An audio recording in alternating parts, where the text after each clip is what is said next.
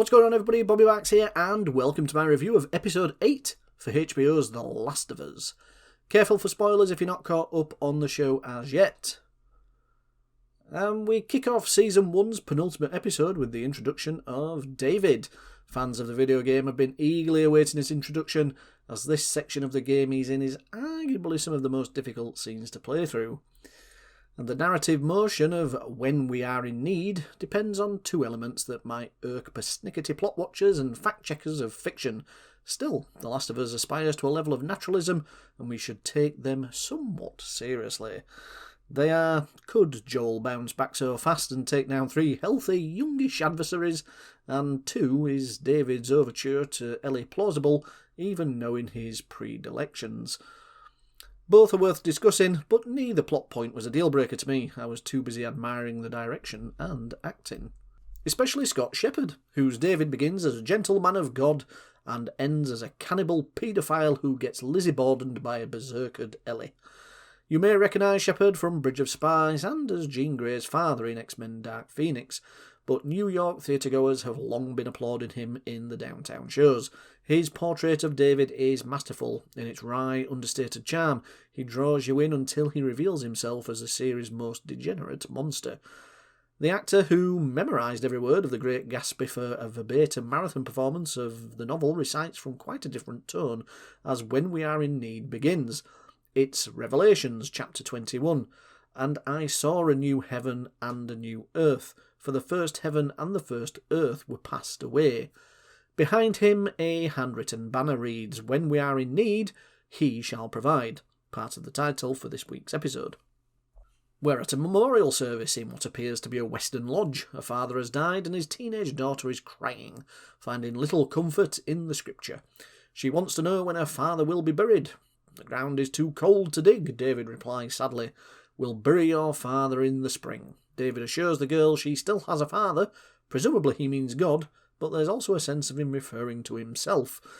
This would seem to be the first time faith has come up in the show, and I don't really remember it coming up in the game, to be honest, but we've seen human communities organised around corrupt authoritarianism at Boston, anarchy in Kansas City, isolationism in Bill and Frank, and utopian socialism in Jackson. But here is a town held fast by faith, and one decent godly man. Oh, so the show wants you to believe. The revelation, as the episode continues, is that David does not believe, nor is he good. He should be nowhere near the grieving girl, and her father isn't going to be buried. He's going to be the evening meal. The narrative beauty of this 51-minute gothic thriller, written by Craig Mazin and impeccably directed by Ali Abbasi, is that you grow more horrified as you read it backward from the ending. Our sermon this week is Perverted Appetite. The title's In Need, whether it's Silver Lake villagers resorting to cannibalism or David's yearning for teenagers, hunger is a demon that must be controlled or destroyed. Life consumes life. It's not personal. That's David's brutal transactional creed. It's why he admires cordyceps. Ellie and Joel, despite all the gruesome violence they commit, are serving a higher purpose than their next meal. Winter is relentless in Colorado and starvation is at everyone's door. Silver Lake has perhaps 2 weeks of ration meat, and famine is also creeping into Ellie and Joel's safe house. Joel lies semi-unconscious on the mattress, his wounds healing and not appearing to be infected, but he hasn't spoken or opened his eyes. Ellie is at the end of her jerky, and hunger drives her into the snow to hunt a buck, and the wounded, dying animal is what leads Ellie to David and his lieutenant, also stalking the snowy forest for game. I probably don't need to tell you this, but James is portrayed by Troy Baker, who was the motion capture and voice actor for Joel in the video game. The construction of this episode is fiendishly impressive. We think David is being gentle and fatherly with Ellie because he's a man of God and doesn't want to harm anyone. Instead, the sociopath has begun the process of grooming her. I found God after the apocalypse, which is either the best time or the worst time to find him, the preacher jokes dryly. It's a good line, and you realise later that's all it is, a line. David's deeply humane, thoughtful earnestness is a nauseating ruse. Here's where the story, and not just our stomachs, begins to turn. We learn the dead father from the memorial service was killed at the end of episode 6 in Kin. He was among the raiders who attacked Joel and Ellie on the University of Eastern Colorado campus. David sent them there scouting for food, Everything happens for a reason, David tells Ellie, his folksy drawl turning sinister. Our sense of unease only grows in a later kitchen scene as a man enters with a tub of chopped raw meat and the woman who's cooking asks, "What is it?" After a pause, he replies, "Venison." Perhaps you are sensing a faint Donner Party vibe.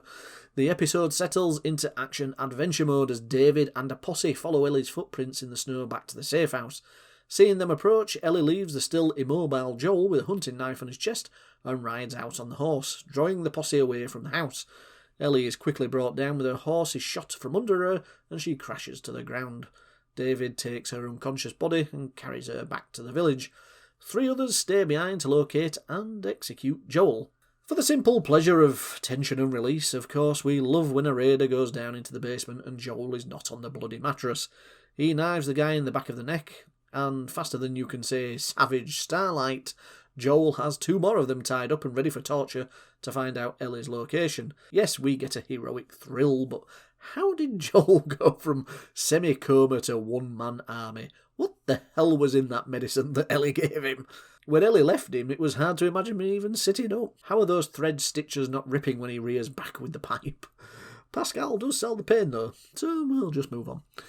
Back in Silver Lake, Ellie is caged, trying to escape. Testing out the nuts and bolts around the lock, she catches sight of an eerie object laying on the ground. Yes, pun intended.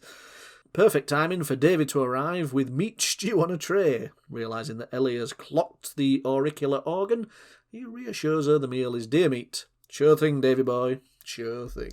The ensuing contest of wills between David and Ellie is the episode's most satisfying set piece, even when it comes to David's villain talking to imprisoned hero palaver. Paraphrasing, but I see myself in you, we are the same. Join forces with me and we will rule the world.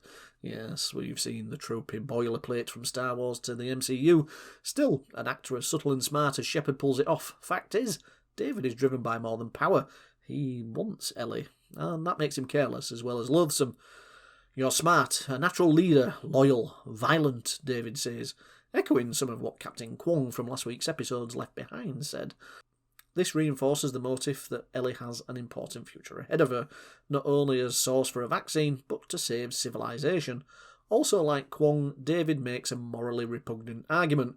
Kwong justified fascist Fedra as the only thing standing between civilians and chaos, whereas David articulates a quasi-religious belief in cordyceps as a force that humans should emulate, perhaps even worship. What does cordyceps do? Is it evil? He purrs hypnotically.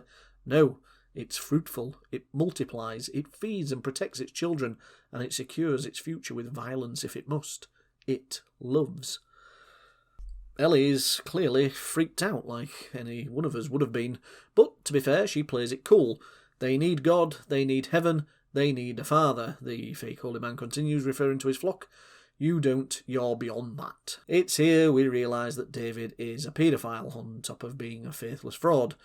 He wouldn't be the first cult leader to prey on underage girls. He wants Ellie to not just be his co-cultist partner, but apparent lover, and Ellie, acting like she's fallen under his spell, holds hands with David through the bars, only to break his fingers and go for his keys.